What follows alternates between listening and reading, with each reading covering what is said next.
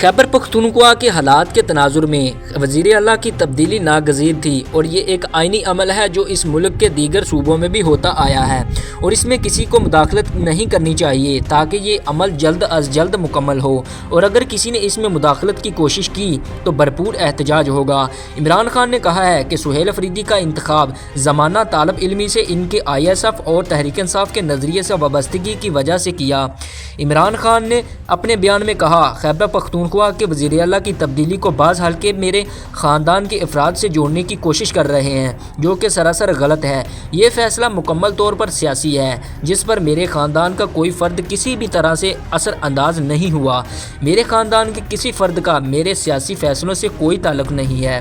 عمران خان نے یہ بھی کہا کہ علی امین گنڈا پور میرے پرانے اور وفادار ساتھیوں میں سے ہیں، لیکن وہ تنازعات کی ضد میں ہیں۔ یہ تنازعات عاصم منیر کی کسی جامع سیاسی حکمت عملی اپنائے بغیر خالی گولہ بارود سے دہشت گردی کے مسئلے سے نمٹنے کی پالیسی کے باعث پیدا ہوا۔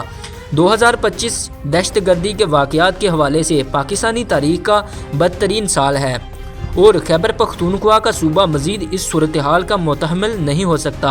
امید کرتا ہوں کہ نیا وزیر اعلیٰ اور اس کی ٹیم دہشت گردی کے خاتمے اور دیرپا امن کے قیام کے حوالے سے عوامی نمائندوں کے ساتھ مل کر جامع پالیسی اپنائیں گے۔